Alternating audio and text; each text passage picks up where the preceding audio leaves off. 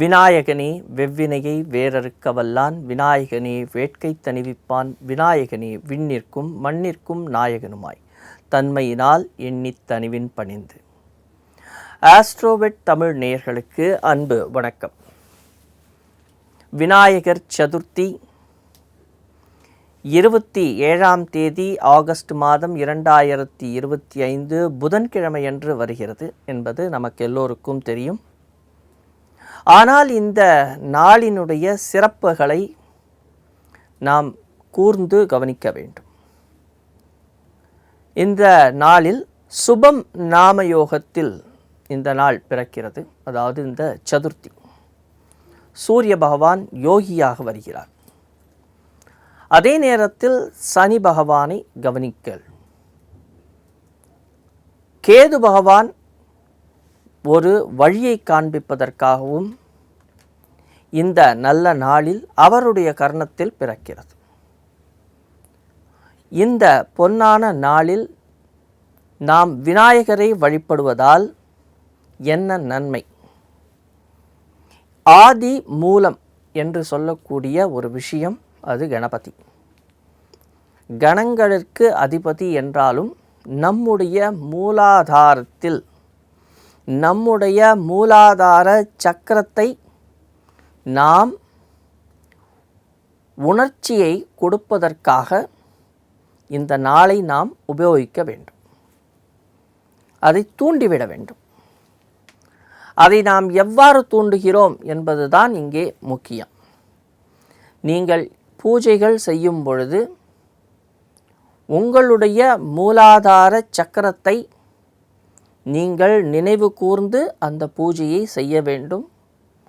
நீங்கள் அமர்கின்ற விதம், உங்களுடைய சுவாசம், அந்த நாளில் நீங்கள் எடுக்கக்கூடிய உணவு, இவை எல்லாம் முக்கியம். அதை நீங்கள் கவனிக்க.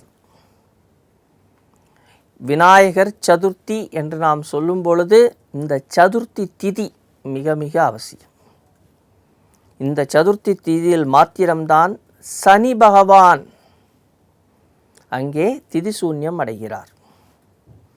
சனி பகவான் தான் இந்த கலியுகத்து சக்கரவர்த்தி.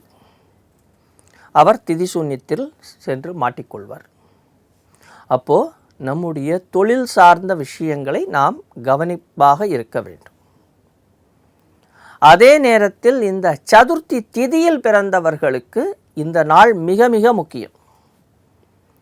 ஏன் ரொம்ப முக்கியம் அப்படின்னா, இந்த சதுர்த்தி திதியில் பிறந்தவர்களுடைய வாழ்க்கை இருக்கிறது அல்லவா, அது மிகவும் ஒரு நல்ல வாழ்க்கையாக ஆரம்பத்தில் இருந்தாலும் ஒருவர், அவருடைய குடும்பம், அவருடைய நண்பர்கள், அதே நேரத்தில் அவர்களுடைய சொந்த பந்தங்கள், இவர்களுக்காக அவங்க விழுந்து விழுந்து பாடுபடுவாங்க. ஆனால் கடைசி காலத்தில் அவர்களையே இவர்கள் தூற்றுவார்கள், ஒதுக்கி வைக்கப்படுவார்கள். அதனால்தான் இந்த சதுர்த்தி திதியில் பிறந்தவர்கள் முக்கியமாக விநாயகருடைய வழிபாடை எடுத்துக்கொள்ள வேண்டும்.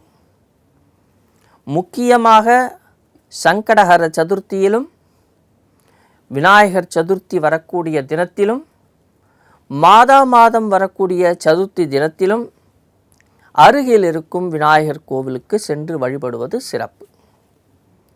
அப்போது நம் குடும்பத்தில் உள்ள சதுர்த்தியில் பிறந்தவர்களுக்கும் நாம் நம்முடைய அறிவை, நம்மளுக்கு தெளிவை கொடுப்பதற்கும் நாம் கேட்டு வாங்குவதற்கும் இந்த நாளை நீங்கள் உபயோகிக்க வேண்டும். மந்திரங்கள் தெரியவில்லை என்றாலும் கவலைப்படாதீர்கள். பத்மாசனத்தில் அமர்ந்து கொண்டு ஓம் கணபதி நம என்று சொன்னால் போதும். இன்னும் உங்களால் சொல்ல முடியும் என்றால் ஓம் கம் கணபதே நமன்னு சொல்லலாம். உங்களுக்கு தமிழ்லேயே அஷ்டோத்திரம் வருது.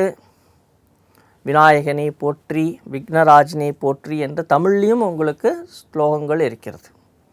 அந்த தமிழ் ஸ்லோகங்களையும், மந்திரங்களே தெரியவில்லை என்றாலும் இது போன்ற மந்திரங்களை நீங்கள் சொல்லி உங்களுடைய மூலாதார சக்கரத்தை தூண்டிவிடுவதால் உங்களுடைய புத்தியும் அறிவு கூர்மையும் அதே நேரத்தில் உங்களை சுற்றி உள்ள அந்த வாயு மண்டலத்தையும் நீங்கள் தூண்டி எழுப்ப முடியும். இந்த நாளில் நீங்கள் இன்னொரு விஷயமும் செய்யலாம். விநாயகர் என்றால் நார்மலாக நீங்கள் உங்களுக்கு விநாயகரை பற்றி தெரியும். உடல் மனித உடல், தலை யானை தலை. அப்போ நாம்